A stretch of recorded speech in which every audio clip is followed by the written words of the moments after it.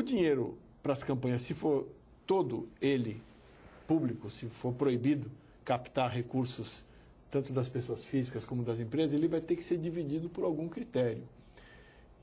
E será normal que os partidos maiores venham a ter mais recursos do que os partidos menores. Isso não vai dar uma vantagem grande para o partido que está no governo, porque o partido que está no governo é sempre o partido maior. Ele é maior porque ganhou a última eleição.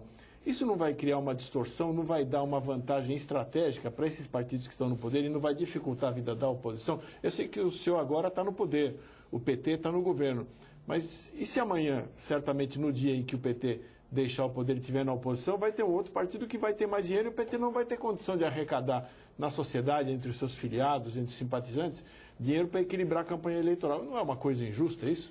Eu não defendo que nós tenhamos um critério que não seja também democrático na distribuição desses recursos.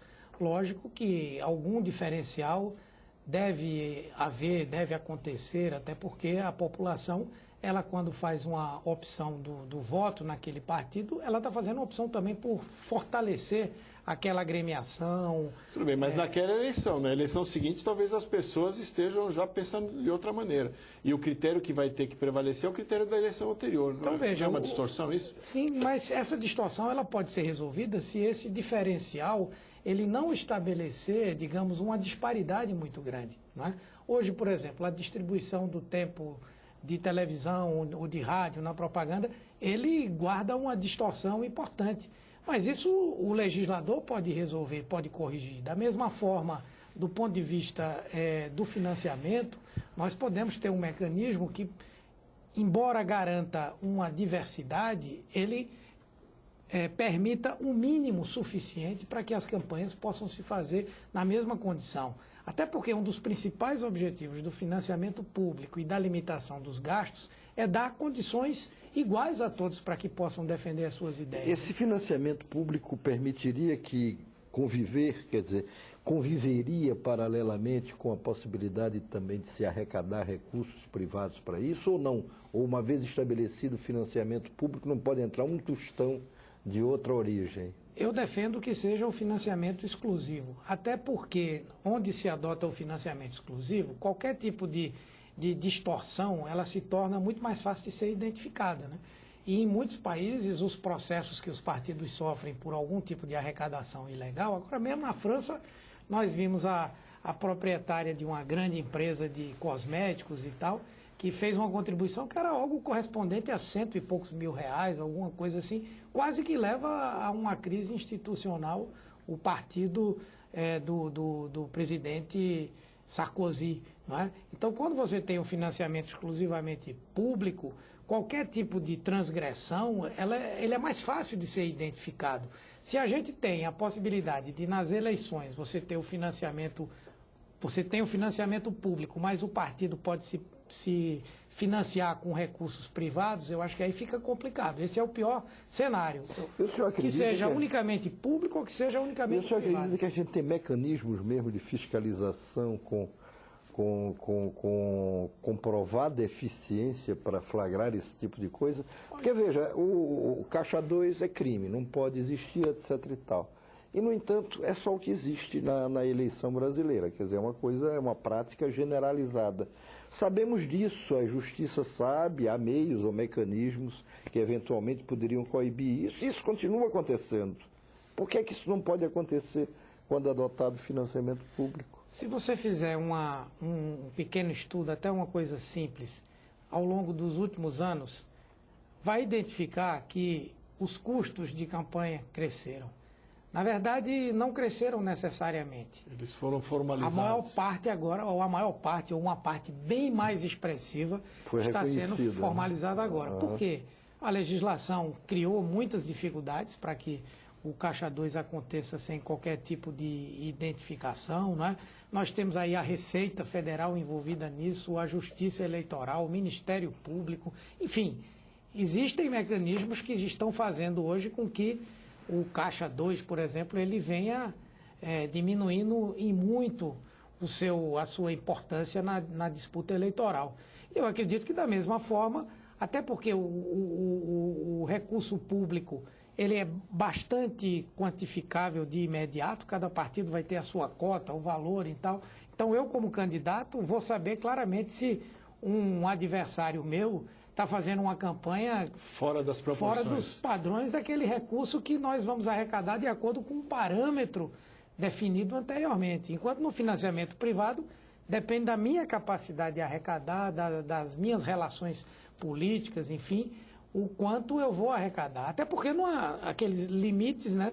Normalmente você não sabe quanto vai arrecadar, coloca aquele limite lá em cima, né? Senador, eu vejo que o seu ponto de vista, que o senhor está aqui defendendo o ponto de vista do PT, que é um ponto de vista conhecido para a reforma política, ele prevê um poder muito maior para os partidos. Mas os partidos no Brasil não têm nenhuma democracia interna. Então, quando a gente vai comparar, nós vamos comparar com a França, Estados Unidos, Inglaterra. Você vê esses países, os partidos têm prévias, têm eleições internas, e é tudo, e todos têm. Não é que uns partidos têm e outros não. O senhor não está dando poder demais para agremiações que a lei não obriga a praticar nenhum tipo de democracia interna? Não seria o caso também dessa reforma política ou reforma eleitoral, obrigar os partidos a adotar mecanismos democráticos? Porque como é que faz o sujeito para aparecer, por exemplo, em cima na lista de candidatos a deputado? Se não houver nenhum mecanismo dentro do partido que ele possa disputar essa posição. Se me permitirem, veja, a gente fala muito de reforma política porque, seja os senhores como políticos, seja a gente como jornalistas que cobre a área, e tem uma certa intimidade com o assunto.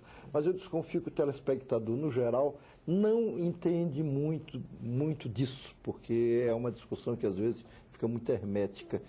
Essa questão abordada pelo Alon, como é que seria, num sistema desse, eu digo, a escolha dos candidatos? É a direção do partido que diria, bom, em primeiro lugar, na lista está fulano, com base em que critérios? Quer dizer, como é que essa democracia para a escolha desses candidatos a aparecerem na lista se daria de forma concreta? Na prática. Olha, na prática. Naturalmente que existirão regras que valerão para todos. Por exemplo, hoje, pelo menos para efeito de compor a chapa, os partidos têm que garantir 30% de mulheres, um mínimo de 30% de mulheres fazendo essa composição. Hoje nós sabemos que isso é uma formalidade, mas na medida em que dentro do próprio partido a disputa... Quando o senhor diz formalidade, quer dizer, não é cumprido. Nós sabemos que não é necessariamente... É cumprido, mas é pro forma. As pessoas que são colocadas na lista muitas vezes não têm condição de competir, de fato, por uma posição política. Exatamente. Né? Eu acho que, por exemplo, isso é uma regra que vale para todos. Podemos até dizer que ela ainda não tem vamos dizer assim, uma legitimidade por ser cumprida, mas ela vale para todos. Outras regras também poderão ser definidas para todos. Não seria melhor, então, nesse sistema, obrigar os partidos a fazer eleições internas para montar a chapa de deputado? Não sei, porque é difícil você também querer definir completamente como cada partido deve se organizar. Devem existir, naturalmente, alguns princípios, algumas regras que possam valer para todos e que garantam o mínimo de igualdade para quem está dentro do partido. Mas eu acho que aí o principal fator para influenciar uma mudança de costumes é a adoção da própria regra da lista. Por quê? O que é que vai acontecer? Hoje em dia, o que é que acontece? Me desculpe, só me interromper. Eu sou candidato a deputado federal. Tenho lá meus 100 mil votos garantidos. Não tenho que fazer nenhum esforço para na convenção o meu nome passar. Até porque, se o coeficiente eleitoral for menor do que 100 mil, vamos dizer, de alguma forma eu vou contribuir para o partido ali para eleger outros. Então, eu não tenho nenhum interesse de ter uma vida no partido, de dentro do partido discutir, debater as ideias, falar do programa. Eu me elejo independentemente disso. Quando você passa a ter a lista, você passa obrigatoriamente a ter uma vida partidária mais intensa, porque você vai ter que, dentro do partido, conquistar esse espaço